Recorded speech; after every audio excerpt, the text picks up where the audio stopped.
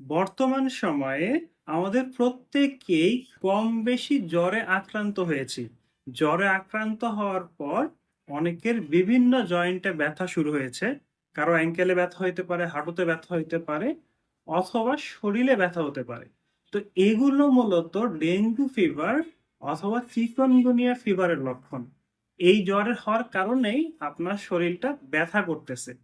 তো আজকে মূলত আমি আলোচনা করব এই জ্বরটা আসলে কি এবং কি কি কারণে এই জ্বরটা আমাদের হয়ে থাকে। জ্বর হচ্ছে মূলত একটা লক্ষণ। জ্বর নিজেই কোনো রোগ নয়। আমাদের শরীরে কোনো সমস্যা হচ্ছে, এই সমস্যাটাকে প্রোটেক্ট করার জন্য শরীর তার নিজের তাপমাত্রা বাড়িয়ে দেয়। যেমন কারো যদি কোথাও ইনফেকশন হয় তখন তার শরীরে জ্বর হয়। এখন এই ইনফেকশন হইলে জ্বর আসার কারণ কি?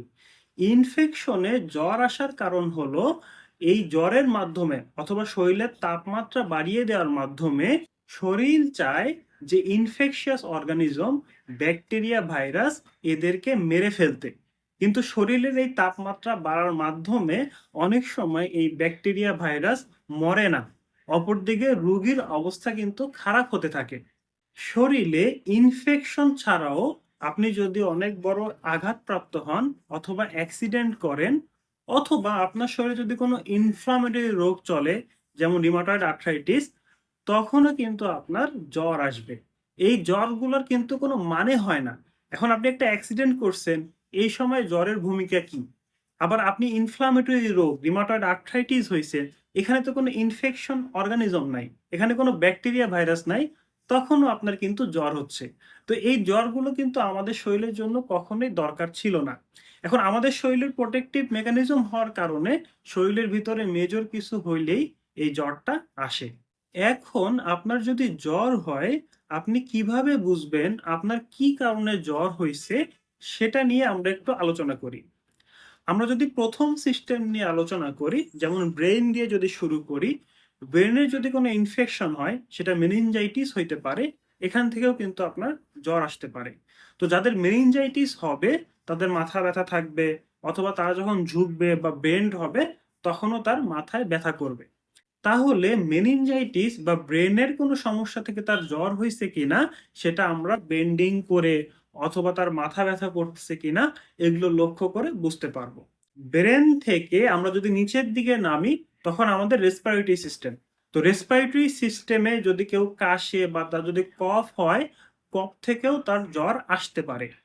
রেসপিরেটরি সিস্টেমের পরে আমাদের ডাইজেস্টিভ সিস্টেম, অর্থাৎ আমাদের পেটে যদি কোনো সমস্যা হয় তখনও জ্বর আসতে পারে।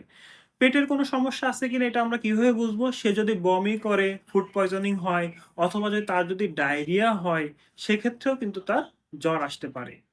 ডাইজেস্টিভ সিস্টেমের পরে আমাদের জেনিটো ইউরিনারি সিস্টেম আছে, অর্থাৎ আমাদের প্রস্রাবে যদি কোনো ইনফেকশন হয়, কেউ যদি প্রস্রাব করে প্রস্রাবে জ্বালাপোড়া দেখা দেয় অথবা তার যদি কিডনিতে কোনো সমস্যা থাকে, ইনফেকশন থাকে, প্রস্রাবের কালার যদি চেঞ্জ হয়ে যায়, লালচে হয় বা হলুদ হয়, সেক্ষেত্রেও কিন্তু আমরা ধরে নিতে পারি যে তার প্রস্রাবের সমস্যার কারণে জ্বর আসতেছে।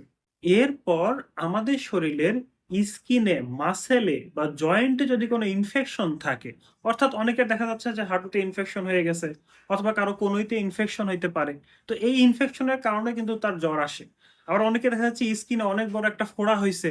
তো একটা দুইটা ফোড়াতে তো আর জ্বর আসবে না, কিন্তু অনেক বড় ফোড়া যদি ৩-৪টা থেকে থাকে তখনও কিন্তু তার শরীরে জ্বর আসবে।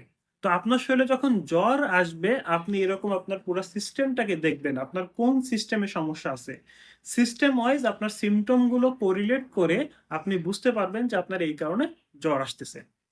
এখন কারো যদি কোনো সিম্পটমই না থাকে, কারো যদি কাশি না থাকে, কারো যদি ডায়রিয়া না থাকে, কারো যদি মাথায় ব্যথা না থাকে, কারো যদি কোথাও ইনফেকশন না থাকে, তাহলে তার কেন জ্বর হচ্ছে? তার ক্ষেত্রে জ্বর হওয়ার কারণ হলো তার ব্লাডে ইনফেকশন হইছে। ব্লাডে ইনফেকশন বলতে আমরা যেটা বুঝাচ্ছি সেটা আমরা প্রথমেই বলেছি। ডেঙ্গু, চিকুনগুনিয়া, ম্যালেরিয়া এরা রক্তকে অ্যাটাক করে। তো তার যদি রক্তে ইনফেকশন হয় সেক্ষেত্রে কিন্তু তার এরকম জ্বর আসতে পারে।